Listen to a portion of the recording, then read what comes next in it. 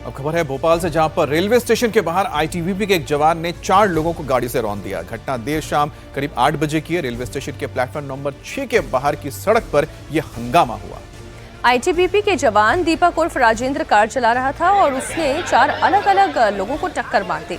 एक शख्स के पैर में फ्रैक्चर हो गया, 3 लोग मामूली रूप से घायल हुए हैं। गुस्साई भीड़ ने आरोपी को घेरा। कार के सामने लोग हंगामा और बवाल करने लगे।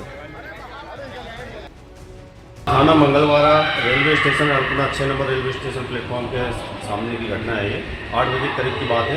एक कार चालक है, पैरामिलिट्री फोर्स का जवान है। ये अभी किसी गेस्ट को लेने आया था, तो वहाँ पे 4 लोगों को इसने 4-5 लोगों को टक्कर मारी है। 4 लोगों को चोट लगी है पैर में। उनको हमने मेडिकल के लिए भिजवाया है। संभवतः नशे में होना बताया जा रहा है। तो ये पैरामिलिट्री फोर्स का जवान, जिसका नाम दीपक है, बेलखिया का रहने वाला है, इसको हमने राउंड अप कर लिया है। गाड़ी भी जब्त कर ली है। इसका मेडिकल करवा रहे हैं और इसके खिलाफ जो वैधानिक कार्रवाई है उसके अंतर्गत हम रिपोर्ट दर्ज कर रहे हैं। और अब खबर उत्तर प्रदेश के हापुड़ से, जहां जबरदस्त हंगामा हुआ। पैसों के लेन देन को लेकर 2 पक्षों में जमकर मारपीट हुई। दोनों तरफ से लात घूंसे चले। ये बवाल काफी देर तक चलता रहा। घटना बुलंदशहर रोड की बताई जा रही है, जहां 2 पक्षों में पैसे के लेन देन को लेकर विवाद हुआ। अब विवाद इतना बढ़ गया कि दोनों पक्षों ने सड़क पर ही एक दूसरे पर मारपीट शुरू कर दी। घटना 2 दिन पुरानी बताई जा रही है, जिसका वीडियो अब जाकर सामने आया है। वीडियो के आधार पर तो पुलिस अब पूरे मामले की जांच कर रही है और जो इसमें आरोपी है उनकी तलाश कर रही है।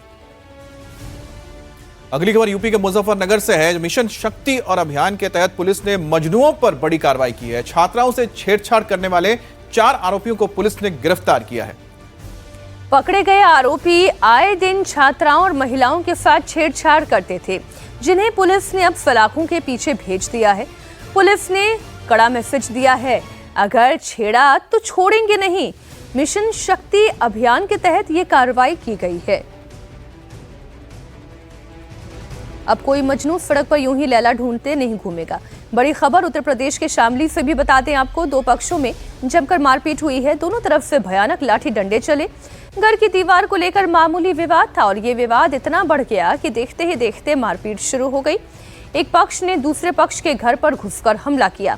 हमले में 2 लोग गंभीर रूप से घायल हुए। घायलों की हालत गंभीर बताई जा रही है। पुलिस ने कई लोगों को हिरासत में भी लिया है।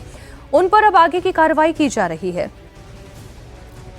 तो शामली की तस्वीरें आप देख रहे हैं, जहां पर 2 परिवारों के बीच मारपीट हुई और इस मामूली से विवाद के बाद दोनों पक्षों में विवाद इतना बढ़ा कि एक दूसरे के घर पर लाठी डंडों से हमला किया गया और इसमें कई लोग घायल हो गए हैं। और बड़ी हैरानी की बात है, एक दीवार को लेकर ये लड़ाई हुई है।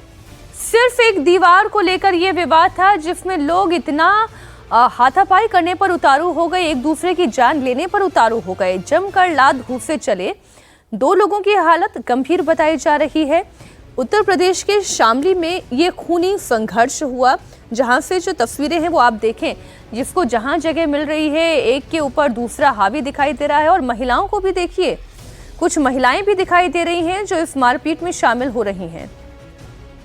और यहाँ पर आप देखिए किस तरह से कुछ एक लोग हैं जो बीच बचाव की कोशिश भी कर रहे हैं, लेकिन जिनके हाथ में लाठी डंडे हैं वो मानने को तैयार नहीं है। महिलाएं बीच में आई हैं बीच बचाव करने के लिए, लेकिन ये मामला इतना बढ़ गया कि एक दूसरे के ऊपर खूनी हमला हुआ।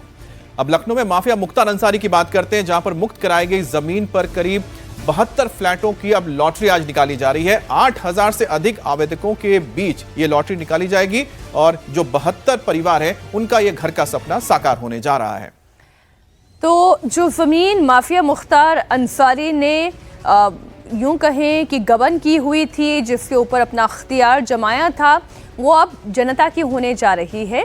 हमारे सहयोगी विशाल प्रताप सिंह जुड़े हुए हैं इस खबर पर। विशाल, आज 72 लोगों को आशियाना मिलने जा रहा है।